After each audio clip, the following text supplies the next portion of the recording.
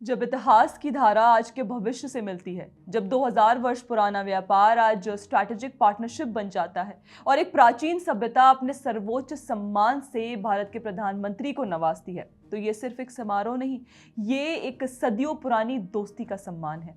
आदिस अबीबा में एक ऐसा ऐतिहासिक पल देखने को मिला जो भारत के लिए एक गर्व की बात है। जी हाँ दोस्तों, इथोपिया में पीएम नरेंद्र मोदी को अपने सबसे बड़े राष्ट्रीय सम्मान द ग्रेट ऑनर निशान ऑफ इथोपिया से सम्मानित किया गया।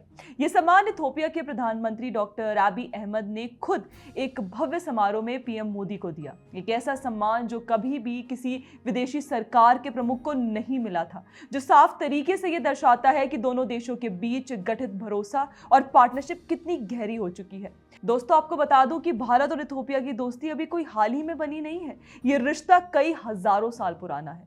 प्राचीन समय में भारत से मसाले, रेशम, सूती कपड़े, आदिलुस जैसे पोर्ट्स के माध्यम से इथोपिया जाते थे और वहां से सोना और हाथीदांत जैसे वस्तुएं भारत आती थी। ये प्राचीन व्यापार एक सिविलाइजेशनल एक्सचेंज था और आज यही लेगेसी आधुनिक बायलेटरल ट्रेड में बदल चुकी है और पोर्ट्स जैसे आजुलिस और ट्रेड रूट्स इसी सिविलाइजेशनल कॉमर्स के गवाह रहे हैं।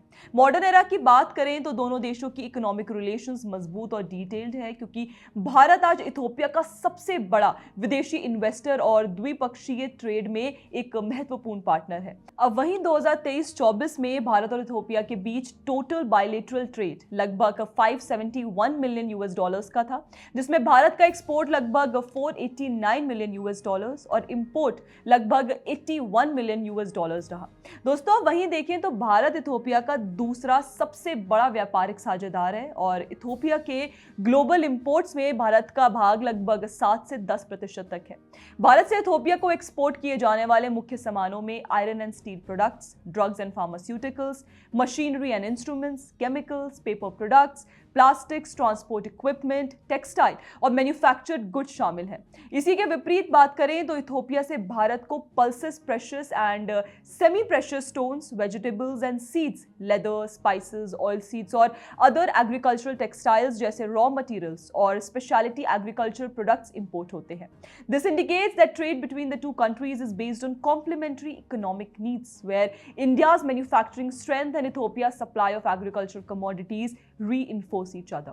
अब वहीं देखें तो भारत की 600 से अधिक कंपनीज अफ्रीका के कई देशों में इन्वेस्टमेंट करके काम कर रही हैं, जैसे कि भारतीय एयरटेल 14 से ज्यादा अफ्रीकी देशों में टेलीकॉम सर्विसेज चला रही हैं। Tata group automotive, construction, defence और हॉस्पिटैलिटी सेक्टर्स में कई देशों में काम कर रहा है।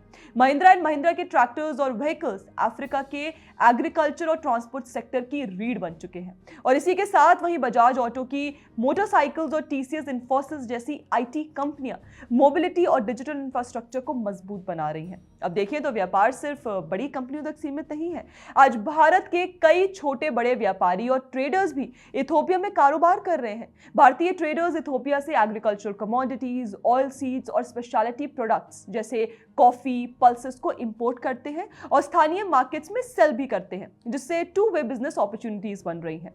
और यही भरोसा दोनों देशों के बीच 2023 में देखा गया, तब जब भारत की G20 प्रेसिडेंसी के दौरान पीएम नरेंद्र मोदी के नेतृत्व में अफ्रीका की लंबे समय से चली आ रही मांग को वैश्विक मंच मिला और अफ्रीकन यूनियन को G20 का स्थायी सदस्य बनाया गया।